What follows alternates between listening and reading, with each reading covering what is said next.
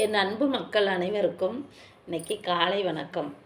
என்னன்னு கேட்டிங்கன்னா, இன்றைக்கி நாங்கள் தோட்டத்துக்கு போகலை. எனக்கு ஒரு சந்தோஷமான நாள். என்ன நாள் அப்படிங்கிறத கமெண்டில் சொல்லுங்கள். 1994 என்னோடய வருஷம். என்னவாக இருக்கும் அப்படிங்கிறத கமெண்ட் பண்ணிடுங்க. பார்க்குறேன் நான். திரும்ப என்னடா ரிப்ளை பண்ண மாட்டேங்கிறாங்களே அப்படின்னு சொல்லி வருத்தமாக இருக்கா? ரிப்ளை பண்ணுற லெவலுக்கு எனக்கு இன்னும் நாலேஜை நான் கற்றுக்கிறல. கற்றுக்கிறலங்கிறத விட நாலேஜ் இல்லாமல் அப்படி வந்திருக்கீங்க அப்படின்னு சொல்கிறீங்களா? ஆமாம். எனக்கு ஒரு சின்ன சின்ன ஆசைகள்லாம் இருந்துச்சு. அந்த ஆசைகள்லாம் நிறைவேறி வர்றது ரொம்ப ரொம்ப கஷ்டப்பட்டு அந்த ஆசைகளில் நிறைவேறி வந்தேன். இந்த மாதிரியெல்லாம் உட்காந்து மக்களை பார்க்கணும், மக்களோட பேசணும் அப்படிங்கிற ஆசையெல்லாம் நிறையா இருந்துச்சு.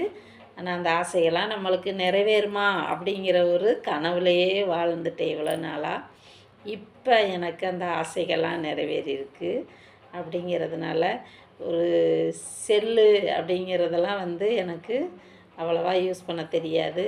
செல்லில் அவ்வளோவா நான் யூஸ் பண்ணிக்கிற மாட்டேன். ஃபோன் வந்தால் ஃபோன் கூட ஒரு எப்படின்னு கேட்டிங்கன்னா 2023, 24, 2020 அதுக்கு முன்னாடியே ஃபோன் வந்துருச்சு. பெரிய பெரிய ஆட்கள் வசதி வாய்ப்போடு இருக்கிறவங்க ஃபோன் வாங்கினாங்க. நம்மளால் வாங்க முடியல. நம்மளும் இந்த மாதிரி ஃபோன் வாங்கி பேசணுமா? ஃபஸ்ட்டு நாங்கள் ஃபோன் வாங்கையில் கூட பட்டன் செல், நோக்கியா செல்லு வாங்கினார் எங்கள் வீட்டில். அந்த செல்லு வாங்கையில் கூட 2000 ரூபா அப்போ செல்லு. 2000 ரூபா செல்லு, 500 ரூபா, 1000 ரூபா சிம்மு அப்படியெல்லாம் விற்றுச்சு. அப்போ நம்மளாம் இப்படி செல்லு வாங்கி வச்சுருக்க முடியுமா அப்படிங்கிற யோசனையெல்லாம் எனக்கு இருந்துச்சு. ஆனால் நம்மளால் வாங்க முடியுமா அப்படிங்கிறதெல்லாம் ரொம்ப கஷ்டமாக இருந்துச்சு. அப்போ கூட எங்கள் வீட்டில் செகண்ட் ஹேண்டில் போய் 2000 ரூபாய்க்கு ஒரு செல்லு வாங்கி வச்சுருந்தாரு. அந்த செல்லு கூட நான் இன்னும் வச்சுருக்கேன். அந்த மாதிரி ரொம்ப கஷ்டப்பட்டு நாங்கள் இந்த மாதிரி செல்லு இதெல்லாம் எங்களுக்கு யூஸ் பண்ண தெரியாது. அதுக்கப்புறமா இந்த மாதிரி டச்சு செல்லு, இவ்வளோ நாளைக்கு நாங்கள் பட்டன் செல்லு தான் யூஸ் பண்ணிக்கிட்டு இருந்தேன்.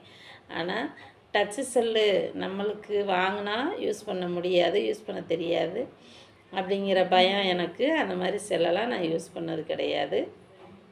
ஆனால் எனக்கு ஒரு கனவு இருந்துச்சு. எப்படி கனவு இருந்துச்சுன்னா, நம்மளும் இந்த மாதிரி செல்லு வாங்கி நம்ம ஃபேமிலி, நம்மளோட அப்பா அம்மா, தாத்தா பாட்டி, நம்மளோட பிள்ளைங்கள், எனக்கு அக்கா கிடையாது, அண்ணன் கிடையாது. ஆனால் இப்போ உலகத்தில் நிறைய அண்ணன் வந்துட்டாங்க, நிறைய அக்கா வந்துட்டாங்க, நிறைய மக்கள் வந்துட்டாங்க. எனக்கு நிறைய தம்பி வந்துட்டாங்க, நிறைய தங்கச்சி வந்துட்டாங்க, நிறைய சித்தி சித்தப்பா, இவங்க எல்லாம் நிறைய பேர் எனக்கு வந்துட்டாங்க.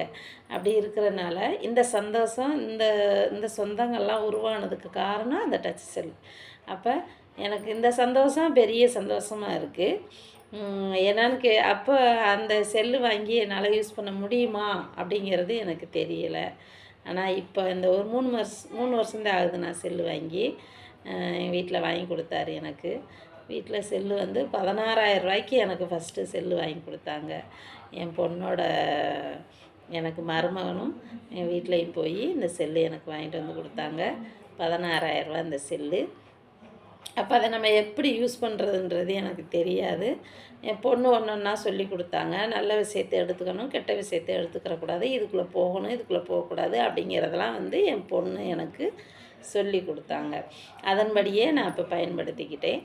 இப்போ இந்த சேனல் பண்ணுவோம் அப்படிங்கிறது இன்னும் என்னென்னா, நம்மளோட ஃபேமிலியை ஃபோட்டோ எடுத்து பார்க்குறதுக்காக நம்ம செல்லு வாங்கணும்னு ஆசைப்பட்டேன்.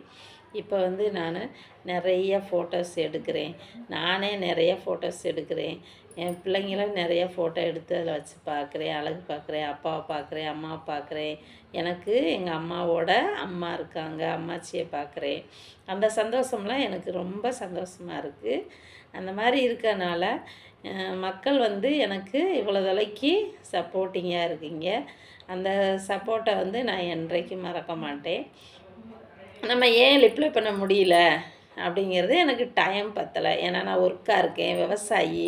அதனால் காலைல எழுந்திரிச்சா தோட்டம், சாயந்தரம் ஆனால் வீடு அப்படிங்கிறதுனால என்னால் ஓய்வு இருக்க முடியல. அதனால் நான் அதெல்லாம் எனக்கு பண்ண முடியல. அப்படி ஒரு ஏன் நம்ம பண்ணுறதுக்கு பார்த்துருவேன். ஆனால் அவங்க ஏன், எனக்கு இங்கிலீஷ் அவ்வளோவா வராது, தமிழ் மேக்ஸிமம் நல்லாயிருக்கும். இங்கிலீஷ் அவ்வளோவா நான் எனக்கு ஸ்கூலில் படிக்கையிலே எனக்கு இங்கிலீஷ்னாலே 35 ஜஸ்ட் மார்க் மட்டும்தான் எடுப்பேன், பாஸ் மார்க்கு. மற்றபடி எனக்கு இங்கிலீஷ் வராதனால தான் எனக்கு படிப்பவே நிப்பாட்டிட்டேன் நான்.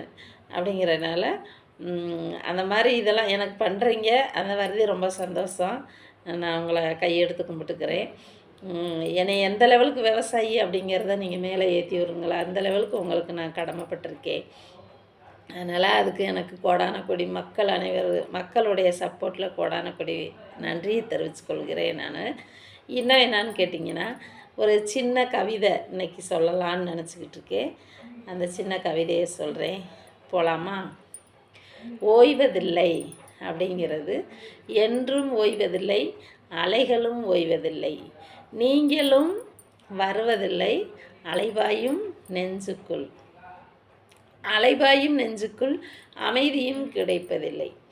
ஆனால் எனக்கு ஆகாய தூரம், ஆனால் எனக்கு கனவு காவியம், காதல் காவியம் கனவாய் போனதே அப்படிங்கிறத நாங்கள் கனவு காவியம் கனவாய் போனதே அப்படின்னு வச்சுருக்கேன். தப்பாக நினச்சிக்கிறாதீங்க. என்னடா இந்த வயசில் இந்த மாதிரி பார்க்குறாங்க பேசுகிறாங்களே அப்படின்னு நினச்சிக்கிறாதீங்க. கவிதை பிடிச்சிருந்தா சப்ஸ்கிரைப் கொடுத்துருங்க, லைக் கொடுங்க, ஷேர் கொடுங்க, கமெண்ட் கொடுங்க. 1994ன்றதை கமெண்டில் பண்ணிடுங்க என்ன அப்படிங்கிறத பற்றி. நன்றி, வணக்கம்.